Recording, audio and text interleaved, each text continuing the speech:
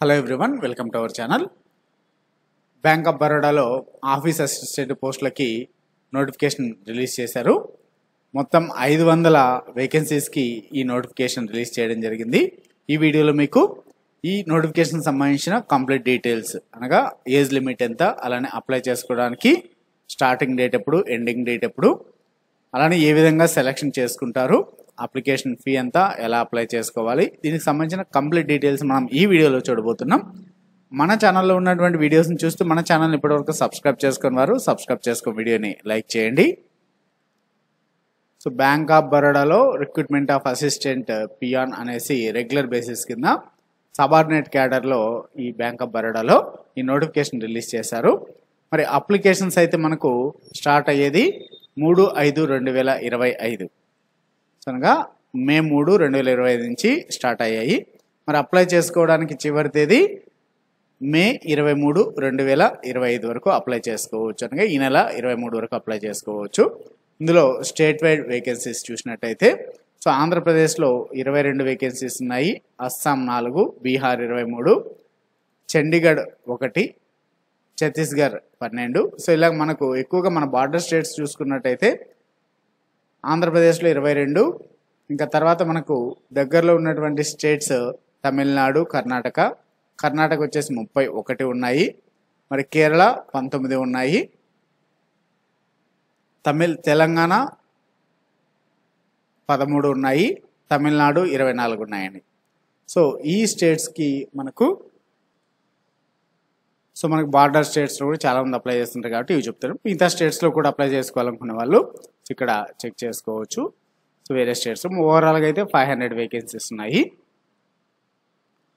So మరి మొత్తం ఓవరాల్గా 500 వేకెన్సీస్. ఇక్కడ ఏజ్ రిలాక్సేషన్ అలానే ఏజ్ లిమిట్ చూసినట్టయితే మినిమం ఏజ్ 18 ఇయర్స్ ఉండాలి, 26 ఇయర్స్ మ్యాక్సిమం. సో ఇది ఎప్పటికి క్యాలిక్యులేట్ చేస్తారంటే మే 1, 2025 నాటికి ఈ ఏజ్ అనేది క్యాలిక్యులేట్ చేస్తారండి. అలానే మరి దీనికి qualification, minimum education qualification 10th అండి. 10th పాస్ అయింటే చాలు. మరి డిగ్రీ వాళ్ళు అప్లై చేసుకోవద్దంటే అప్లై చేసుకోవచ్చు, మినిమం 10th క్లాస్ ఉంటే సరిపోతుంది. అలానే ఇక్కడ ఇంకొక క్వాలిఫికేషన్ ఇచ్చారంటే proficient in the local language of the state or union territory. ఇప్పుడు మీరు వేరే పక్క స్టేట్స్లో అప్లై చేసుకోవచ్చు అని చెప్పాం కదా. సో వాళ్ళు కంపల్సరీ లోకల్ లాంగ్వేజ్ అయితే వచ్చి ఉండాలి. సో ఇక్కడ రోల్స్ అండ్ రెస్పాన్సిబిలిటీస్ కూడా ఇచ్చారు. అలానే స్కేల్ పే ఎంత ఉంటుంది శాలరీ అంటే 19,500 నుంచి 37,815 వరకు ఉంటుంది, ఇంక్రిమెంట్ అవుతుంది. అలానే మీకు ఏజ్ రిలాక్సేషన్ నార్మల్గానే ఎస్సీ ఎస్టీకి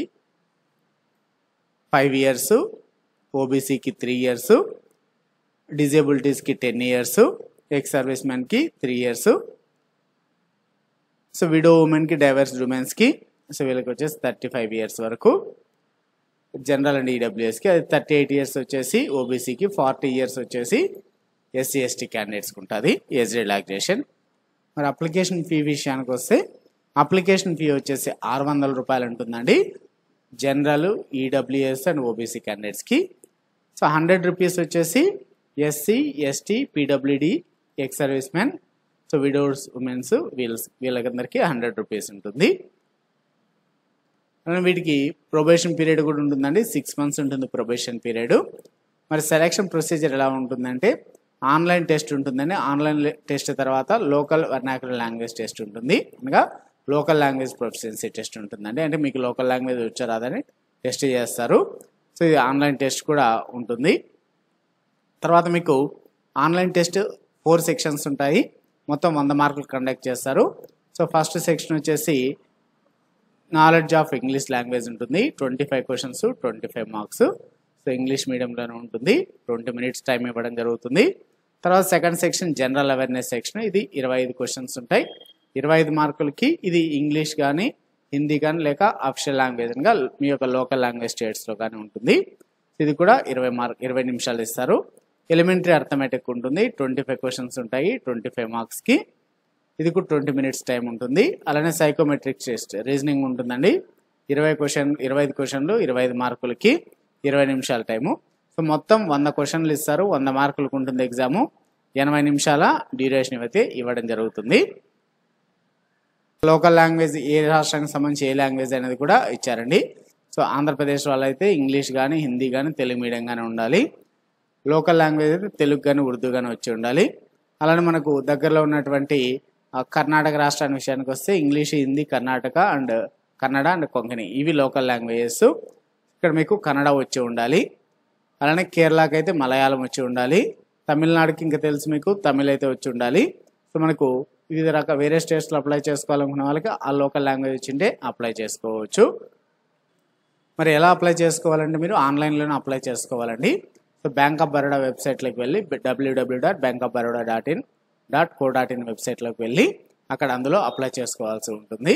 సో క్యాండిడేట్స్ వచ్చేసి మీ యొక్క email ID, valid email ID, personal email ID and personal contact number అయితే కంపల్సరీ మెయింటైన్ చేయాలి. సో తర్వాత ఈ వెబ్సైట్స్లోకి వెళ్ళి ఈ careers.html పేజ్లోకి వెళ్ళినట్టయితే మీకు అప్లికేషన్ స్టార్ట్ అవుతుంది. అక్కడ అప్లై చేసుకోవచ్చు. వేరే ఎనీ అదర్ అన్అఫిషియల్ వెబ్సైట్స్లోకి అయితే ఓపెన్ చేయకూడదు. బ్యాంక్ ఆఫ్ బరోడా.in అనేటువంటి ఈ వెబ్సైట్లోకి వెళ్ళాలి.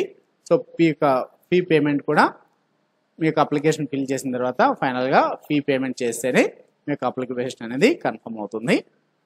ఈ విధంగా అప్లై చేసుకోవాలి. మీకు అప్లై చేసుకోవడంలో ఏమైనా డౌట్స్ ఉన్నట్టయితే కింద కామెంట్స్లో తెలియజేయచ్చు. Thanks for watching. మరిన్ని ఇటువంటి అప్డేట్స్ కోసం మన ఛానల్ తప్పకుండా సబ్స్క్రైబ్ చేసుకోండి.